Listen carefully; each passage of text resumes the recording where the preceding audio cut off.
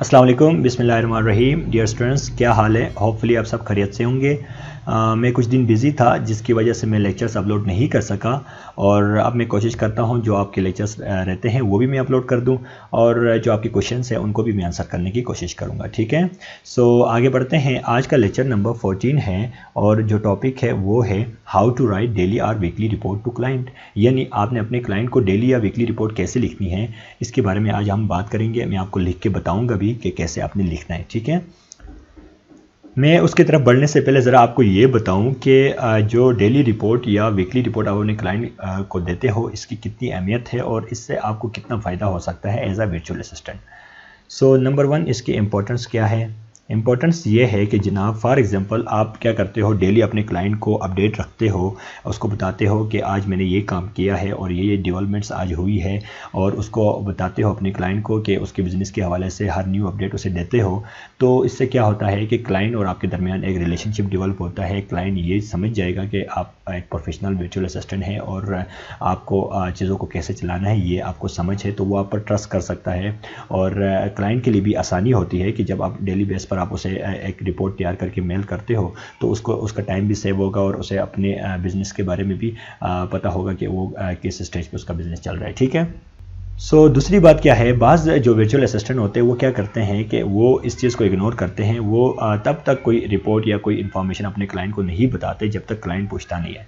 तो ये ऐसा आपने बिल्कुल भी नहीं करना है। आपने बेशक आपका क्लाइंट आपसे कहे या ना कहे, आपने डेली बेस पर अपने क्लाइंट को अपडेट रखना है, उसे बताना है आज मैंने ये काम किया, या आप कहो कि आज इतने सेल्स आई, या इस तरीके से आपने प्रोडक्ट हंटिंग की या सोर्सिंग की, जो भी आप स्टेज पे हो आप उसे बताओगे कि ये काम हुआ है। ठीक है, तो इससे क्या होगा, आप और क्लाइंट के दरमियान एक रिलेशनशिप डेवलप होगा। क्लाइंट को समझ होगी कि आप एक प्रोफेशनल वर्चुअल असिस्टेंट हैं और आपको चीज़ों की समझ भी है। ठीक है, सो अब आपका सवाल ये होगा कि मैं डेली बेस पे क्या राइट करूं, क्या लिखूं, किस टॉपिक पे लिख के अपने क्लाइंट को भेजूं।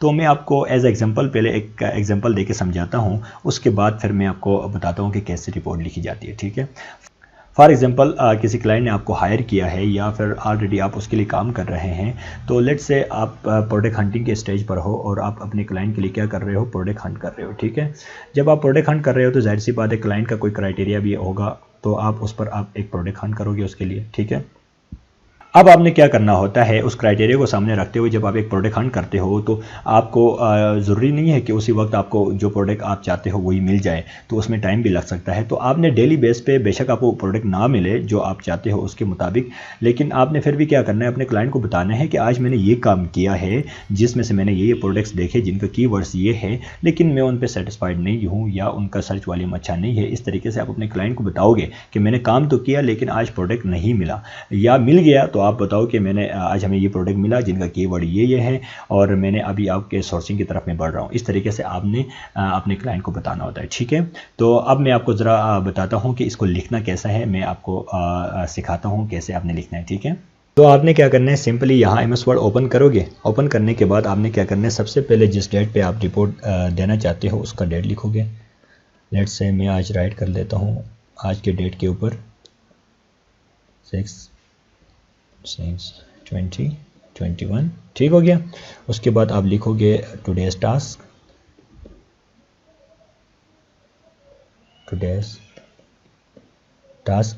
ठीक हो गया।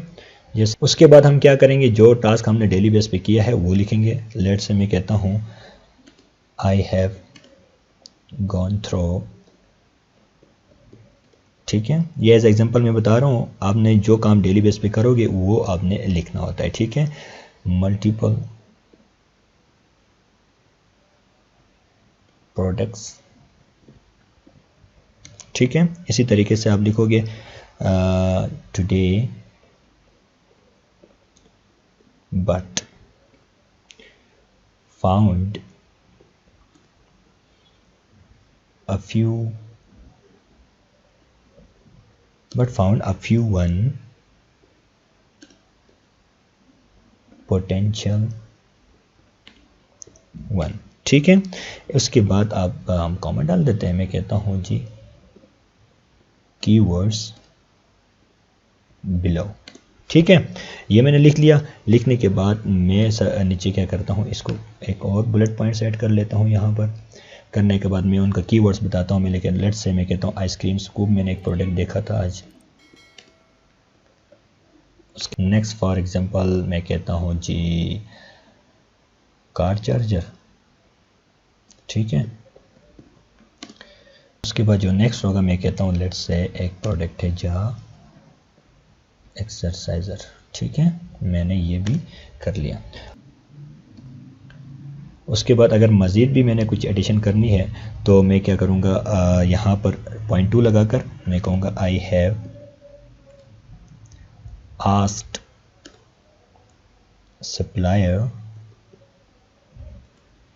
टू सेंड कोटेशंस, ठीक है, क्या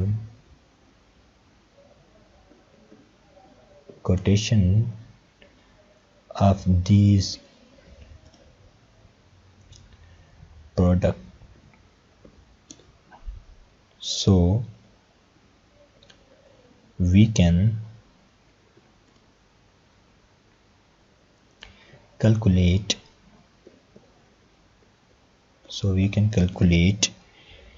profit, ठीक हो गया, profit margin before going ahead, sorry ahead, ठीक है। सो इस तरह आपने लिख लिया। लिखने के बाद आपने फिर क्या करना है, सिंपली आप थोड़ा सा मज़ीद अगर इसको ज़्यादा अच्छा करना चाहते हैं तो थोड़ा सा इसको इस तरीके से सेट करो ताकि ये दिखने में भी अच्छा लगे और पढ़ने में भी आसानी हो, ठीक है। मैं इसको भी थोड़ा सा फ़ॉन्ट छोटा कर देता हूँ।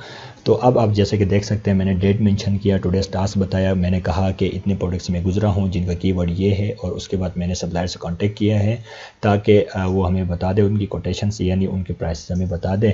उसके बाद फिर हम कैलकुलेट करेंगे प्रॉफिट मार्जिन और उसके बाद हम मज़ीद आगे बढ़ेंगे।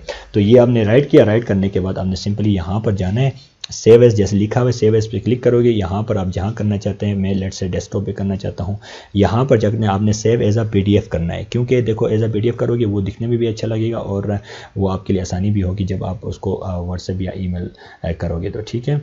बाकी आपकी मर्ज़ी, आप डॉक्यूमेंट में भी सेव कर सकते हो। तो देखो मैंने इसको सेव किया एज अ PDF। अब आपने सिंपली क्या करना है, इसको आप क्या करोगे, अपने क्लाइंट को जीमेल करोगे, ठीक है। इसको बोलते हैं डेली रिपोर्ट, ठीक है।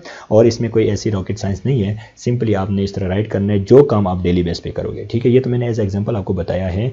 आपने मिसाल के तौर पर आप कोई और अगर काम करते हैं, आप FBM ऑर्डर मैनेज कर रहे हैं, तो आप अपने क्लाइंट को डेली बताओगे कि आज कितने ऑर्डर आए और कितने आपने उसको डिस्पैच किया, ठीक है।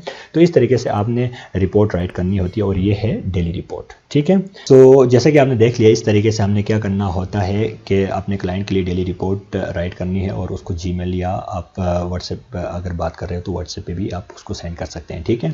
तो ये तरीका है रिपोर्ट कैसे लिखी जाती है। सिमिलरली इसी तरीके से आपने क्या करना होता है, जो काम डेली बेस पे आप करते हो उसके बारे में आप बताओगे, ठीक है। लेट्स से अगर आप FBM ऑर्डर मैनेज कर रहे हो तो आप उनके बारे में बताओगे कि आज कितने ऑर्डर्स आए और कितने ऑर्डर्स डिस्पैच हुए, ठीक है, ये बताओगे। उसी तरीके से आप अगर PPC को हैंडल कर रहे हो तो आप PPC के बारे में अपने क्लाइंट को बताओगे कि आज कितनी क्लिक्स पड़ी है उस पर और कितना कन्वर्जन हुआ है, यानी कन्वर्जन से मुराद जिस बंदे ने क्लिक किया और उसके बाद उसको बाई भी किया, ठीक है, बायर ने, तो उसको हम कन्वर्जन बोलते हैं। तो क्लिक्स कितनी आई और उनमें से कितने लोगों ने उसको बाई किया, तो ये भी आप अपने क्लाइंट को बता सकते हो।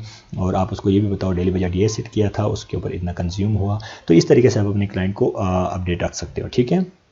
और याद रखें ये बहुत इंपॉर्टेंट है, ये चीज़ें, यही छोटी छोटी चीज़ें आपको दूसरे वर्चुअल असिस्टेंट से अलग करती हैं, यानी आपको ज़्यादा इसमें एज होता है कि आप किसी भी क्लाइंट को जो है लॉन्ग टर्म तक किसी क्लाइंट को सर्विसेज दे सकते हो। अगर आप इस तरीके से प्रोफेशनल तरीके से चलोगे, आप उसको डेली रिपोर्ट्स पेश करोगे, उसको नई आइडियाज़ दोगे अपने क्लाइंट को। अगर आप थोड़े लिखने पढ़ने में भी माहिर हैं थोड़े से, तो आपने क्या करना होता है, फेसबुक पेजेस में जाओ, वहाँ पर देखो। उसके अलावा जो टॉप सेलर्स होते हैं अमेज़ॉन पे, वो ब्लॉग्स भी राइट करते हैं आप उन ब्लॉग्स भी रीड करो। करने के बाद आप क्या करो, अपने क्लाइंट को न्यू आइडियाज़ दे दो। आप बताओ ये तरीका, इस तरीके से अगर हम बिज़नेस करेंगे तो आपको कम बजट में ज़्यादा प्रॉफिट होगा।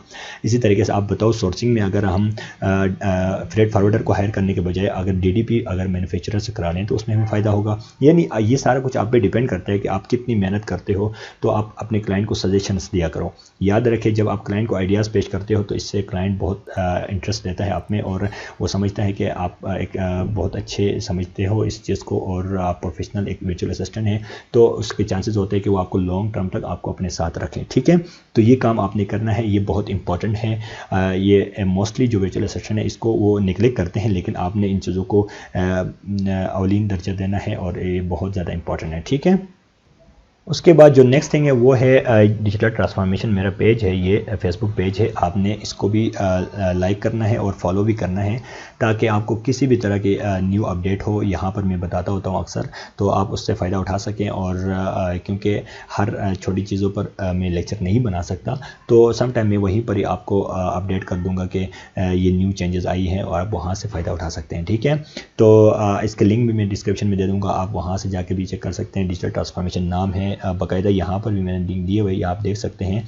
तो आप इसको फॉलो करें, लाइक करें, ताकि आपको किसी भी तरह की न्यू अपडेट हो उससे आप मुस्तफ़ीद हो सकें। ठीक है, सो आज का लेक्चर यहाँ स्टॉप करते हैं। अब तक के लिए इतना, अपना ख्याल रखिए। अल्लाह हाफिज़। पाकिस्तान जिंदाबाद।